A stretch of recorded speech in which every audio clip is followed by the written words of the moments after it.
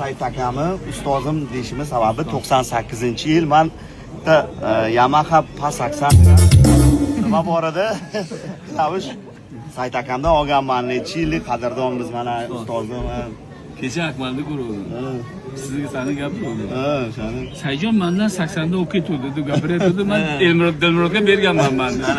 O'sha paytda masalan ko'pchilik molni sotib o'qishga kirardi-ku, men yonika olganman o'sha paytda. San'at sevasda aka.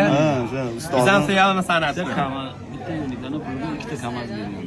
350 mingdan ikkita kamaz. Men 70 ming yonik olganman. Odam qiziqsa u xo'roz ham olaveradi. Said akam legenda, o'sha paytda ham shuncha muxlislari bor edi. Hali ham mana shu yoshda ham mana internetni portlatdi, to'g'rimi?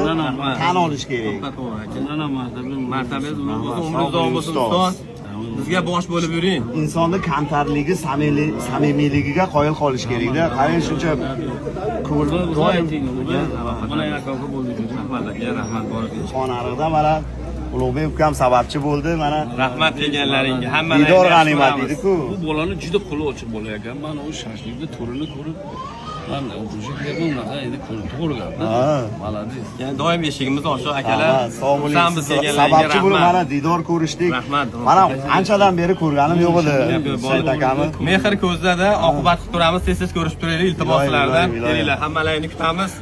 Bayram bilan tabriklayman hammalaringni. Boshqa fayz baraka deysiz. Ko'pchilikka yedirgan, ichirgan, musulmonlardan qilgan Allohga hamd sanoq bo'lsin. Mashaqqa Alloh fayz baraka bersin. To'ylar qiling, mashaqlarda xursandchilik kunlar qiling. Kelib hamma o'z xizmat qiling.